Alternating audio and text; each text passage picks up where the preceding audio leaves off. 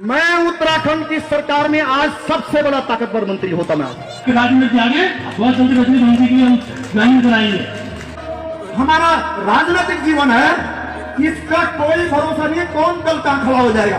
नमस्कार साथियों, सबसे पहले आपसे आग्रह है कि वीडियो को पूरा जरूर देखें और चैनल को सब्सक्राइब कर लें। बद्रीनाथ के पूर्व विधायक और पूर्व कैबिनेट मंत्री राजेंद्र भंडारी के मन में आखिर चल क्या रहा है। एक तरफ तो उन्हें हार का दुख है, तो वहीं दूसरी तरफ वह अपने भविष्य को लेकर भी कुछ संकेत दे रहे हैं। हालांकि बीजेपी ने उन्हें सियासी तौर पर हाशिए पर डाला हुआ है, कोई जिम्मेदारी उन्हें नहीं दी गई है और राजेंद्र भंडारी घर पर ही बैठे हुए हैं। मन में हार का दर्द भी है और वह ये कहना चाह रहे हैं, बतलाना चाह रहे हैं कि अगर वह चुनाव जीत जाते तो फिर आज वह एक ताकतवर मंत्री बन जाते। मैं अगर जीता होता ना, मैं उत्तराखंड की सरकार में आज सबसे बड़ा ताकतवर मंत्री होता मैं आज। और मैं मंत्री होता, तुम सारे मंत्री होते तुम। 2022 में बद्रीनाथ की जनता ने उन्हें चुनाव जिताया था, लेकिन तब कांग्रेस की सरकार नहीं बनी थी। तो फिर राजेंद्र भंडारी ने लोकसभा चुनाव के दरमियान अपना पारा बदल लिया था और मंत्री बनने की लालसा लेकर वह बीजेपी में शामिल हो गए। अब यह बात अलग है कि धामी ने अभी तक कैबिनेट का कोई विस्तार ही नहीं किया है, लेकिन राजेंद्र भंडारी के मन में अब भी शायद लड्डू फूट ही रहे हैं और वह कुमाऊं का उदाहरण भी दे रहे हैं। आदमी चाहे प्रतिनिधि चाहे, कुमाऊं में देखो ना, नारायण दत्त तिवारी जी, कोश्यारी जी, धामी जी, कितने नेता हैं। तब विकास नहीं होता। नेताओं को मार देंगे तो फिर काम कैसे होगा, विकास कैसे होगा, मुझे बताओ ना। ये मैं बिनती हाथ जोड़ करके बोल रहा हूं। इसलिए बनाओ नेता को, बनाओ नेता को। और जब नेता बन जाएगा, सरकार में चले जाएगा, मंत्री हो जाएगा, ताकतवर हो जाएगा, फिर अगर वो काम नहीं करता है तो उठा के पटक दो।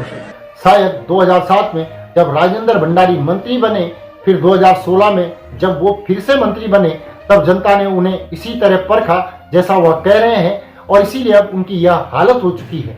लेकिन पाला बदलने के बाद भी राजनीति में उनका सियासी भविष्य अब क्या होगा, इसको लेकर भी अटकलें लगने लगी हैं। तो वहीं दूसरी तरफ बीजेपी के प्रदेश अध्यक्ष महेंद्र भट्ट ये दावा कर रहे हैं कि राजेंद्र भंडारी के बाद अब उनकी पत्नी रजनी भंडारी को बीजेपी में लाया जाएगा। मुझे कहते खुशी भी है कि अब राजेंद्र भंडारी जी हमारे साथ है। तो मेरा राजेंद्र भंडारी जी का कोई जमीन जायदाद का झगड़ा नहीं था, विचारों का युद्ध था।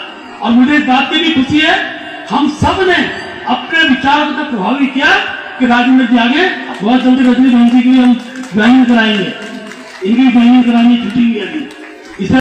महेंद्र भट्ट अब रजनी भंडारी को बीजेपी में लाने की बात कर रहे हैं, लेकिन उन्हीं रजनी भंडारी के खिलाफ महेंद्र भट्ट ने पहले मोर्चा खोला हुआ था।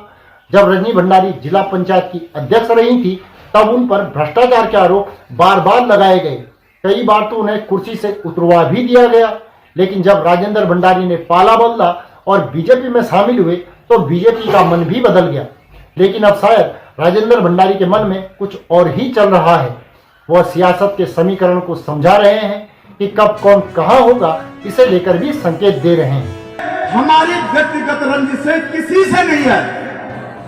ये राजनीतिक लड़ाइयां होती है, परंतु समय के साथ सब बदलनी हो जाती है। और मैं आप बहनों से भी कहना चाहता हूं, क्षेत्र के हित के लिए समय के साथ निर्णय करना चाहिए।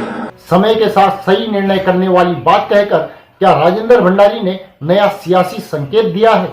क्या भंडारी बीजेपी को बाय बाय टाटा करने वाले हैं? हालांकि उन्होंने ऐसा कुछ कहा तो नहीं है, लेकिन वह पाला बदलने में माहिर जरूर रहे हैं। 2007 में निर्दलीय तौर पर चुनाव जीते, बीजेपी की सरकार में मंत्री रहे और 2012 आते आते कांग्रेस में शामिल हो गए। फिर से चुनाव को जीता और 2024 के लोकसभा चुनाव में दिन भर बीजेपी को कोसते हुए अगले ही दिन बिना कपड़े बदले हुए वो बीजेपी में शामिल हो गए। लिहाजा उनके इस बयान के कई मायने निकाला जाना लाजमी है। साथियों, इस पर आपकी राय कमेंट करके जरूर बताएं। चैनल को सब्सक्राइब कर लें और वीडियो को लाइक और शेयर करना कतई न भूलें। अभी के लिए इतना ही। अगली वीडियो में जल्दी पुनः मुलाकात होगी। तब तक के लिए नमस्कार।